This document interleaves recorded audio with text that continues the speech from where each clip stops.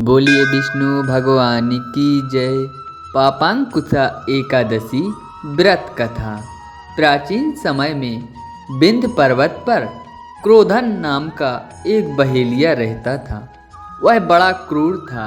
उसका सारा जीवन हिंसा, लूटपाट, मद्यपान और गलत संगति पाप कर्मों में बीता। जब उसका अंतिम समय आया तब यमराज के दूत बहेलियों को लेने आए और यमदूत ने बहेलिये से कहा कि कल तुम्हारे जीवन का अंतिम दिन है, हम तुम्हें कल लेने आएंगे। यह बात सुनकर बहेलिया बहुत भयभीत हो गया और महर्षि अंगिरा के आश्रम में जा पहुंचा और महर्षि अंगिरा के चरणों में गिरकर प्रार्थना करने लगा, हे ऋषिवर, मैंने जीवन भर पाप कर्म ही किए हैं। कृपया कर मुझे कोई ऐसा उपाय बताएं जिससे मेरे सारे पाप मिट जाएं और मोक्ष की प्राप्ति हो जाए।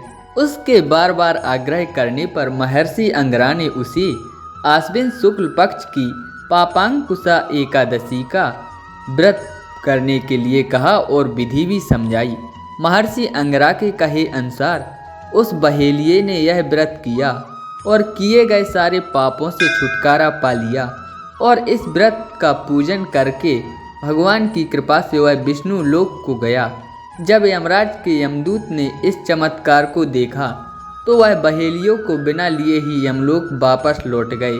इसी प्रकार जो भी मनुष्य इस पावन भगवान विष्णु की कथा को पढ़ता अथवा सुनता है उसे कभी भी अकाल मृत्यु का भय नहीं होता और भगवान विष्णु की कृपा से उसकी सभी मनोकामनाएं पूर्ण होती हैं। बोलिए विष्णु भगवान की जय।